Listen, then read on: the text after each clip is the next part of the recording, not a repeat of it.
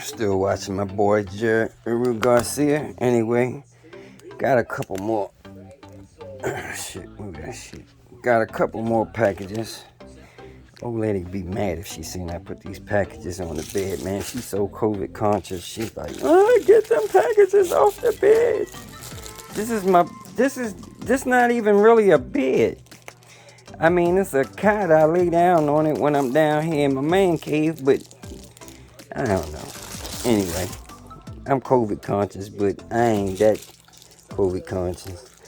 Anyway, since I was doing packages today, these ain't really nothing to be opening, but Frank is getting some new stuff. Frank getting some nice old pretty shiny brand new rotors because his brakes was squeaking, and I was so embarrassed riding with that Ciron with them good brakes. I normally don't pay them brakes no mind, but Frank's brakes sound like two bricks rubbing together. And I heard how nice and quiet them Ciron brakes was, so yeah, I gotta do something about Frank's brakes. And I am going to update Frank's brakes to some 4-piston brakes at some point. Not right now because bills come first around here. But eventually Frank will be getting some updated brakes.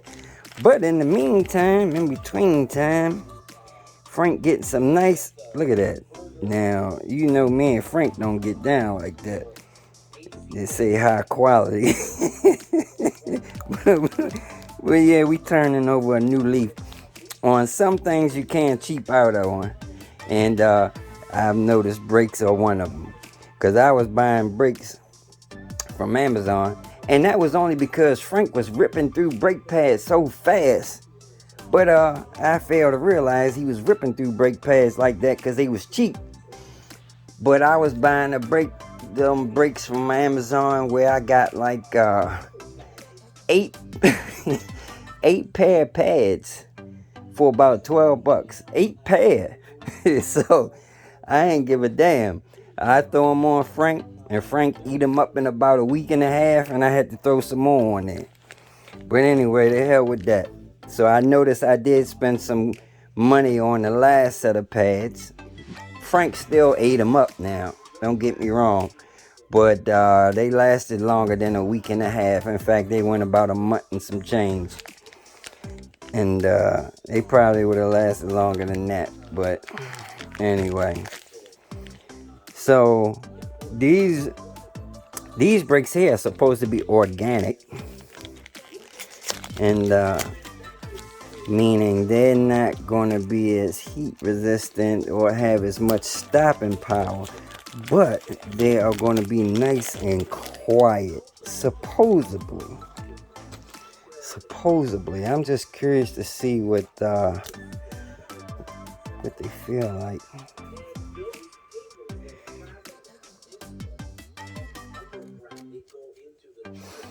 You feel alright. We gonna see. I'm damn sure gonna tell you the real deal on them. No doubt about it. Well, we gonna try them out. And for those that don't know, I did a video on how to change brake pads. They're real super simple. However, I did one thing wrong. Well, I didn't do one thing wrong, but I forgot to do something that's very important that I learned thereafter. And reason why, like I said, I'm so used to working on automotive stuff and car brakes.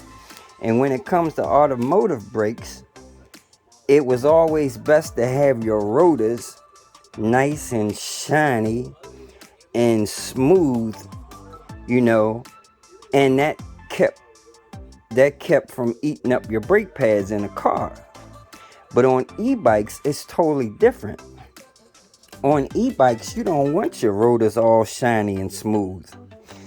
And the philosophy behind that is, if your brake rotors are all shiny and smooth and your brake pads are all shiny and smooth, that's like trying to stop with some ice cubes. Kind of makes sense. Now, I learned not too long ago you're supposed to bed your brakes. And bedding your brakes means burn them in, pre-burn them in. And how you do that is you take some sandpaper. You take sandpaper and you rough up the pad with some sandpaper. You rough the pads up. You get that little smoothness off of the pad. Sometimes they'll get shiny, from the heat. And you may have to do this ever so often to keep them right. But you rough them up with some sandpaper. And not only do you rough up the brake pads, you rough up your rotors. You take sandpaper and you go around the edge of your rotors. Now, I've seen videos where guys like, don't touch them, don't get the oil from your fingers on them and all that. Bullshit. Anyway, like I said, you take some sandpaper, you rough up around the edges. That causes greater friction. And if you think about it, it makes 100% sense. Roughed up stainless steel and roughed up pads is greater friction. So when you apply the brakes, that gives you greater stopping power. Now, I didn't think about that. Didn't make sense to me at first, but now it makes complete sense. So, yeah. Frank got some new fresh rotors and some new brake pads, organic. They should be nice and quiet, I hope. Wow, look at this thing. And Frank's rear tire, be careful with that razor blade on his inner tube. Frank got a new inner tube for the back. I should have got 2 of these things. But like I said, we on a budget round here. So we do what we can do when we can do it. Wow. And this is supposed to be a heavy duty inner tube, meaning it's supposed to be thicker than the normal inner tube. I don't know. We gonna find out. But poor Frank, his rear tire, the valve stem has got a leak in it. So if I take my finger and bend it over like that, you hear the air go shh, shh. So I definitely need to replace that tube. But I like to keep a spare tube on the bike from now on. I will never ride again without a spare tube. Even though I haven't had a flat yet, I don't want to have a flat and get stuck anywhere. So I'm not even going to put that on yet. I'm going to wait until Frank actually kills that inner tube for sure before I change it. Okay, so that's it with the packages for Frank.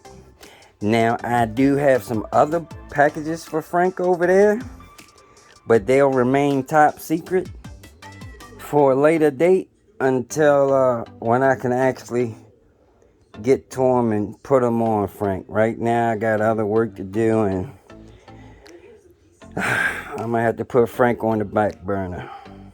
But I am going to put these rotors and pads on real quick because that ain't nothing but a 20-minute trick. Alright, that's just a quick unboxing of some bullshit. Deuces. By the way, I'm going to add this in at the end. I'm trying to put you guys down with my man, Jeru Garcia. He still was playing in the background, but just check this out. I don't know what he's talking about now because I was talking, but let's see. Side comes over here on this side. How does it change? Oh, I guess with long cables. So there we go. This is a supercharger. Early supercharger. Oh, he's still looking at that Tesla supercharger. But you see that warehouse he's got? You see all that shit in the background? Most of that stuff is battery packs. 18650 battery packs, man. That man, I'm telling you, that man got enough batteries in that warehouse to light up a whole city. And I'll kid you not. If y'all don't know who he is, y'all need to check him out. Let me see if I can pull his channel up real quick. Like a 50 kilowatt, so you can do like a 50 kilowatt supercharger at home. That's him. Jehu.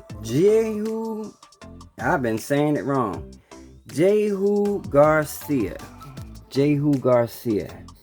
And let's take a look at some of his videos real quick. Man, the man's in the EVs. He builds EVs and everything. But you see he's got battery packs on there. BMSs. You can learn a lot from this dude, man. A whole lot. And see, that's all I do, man. I watch this stuff all day long. I absorb as much information as I can, man. That's how you don't get flim-flam. You like getting flim-flam?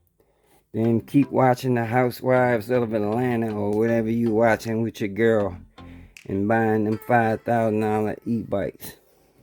Alright, deuce.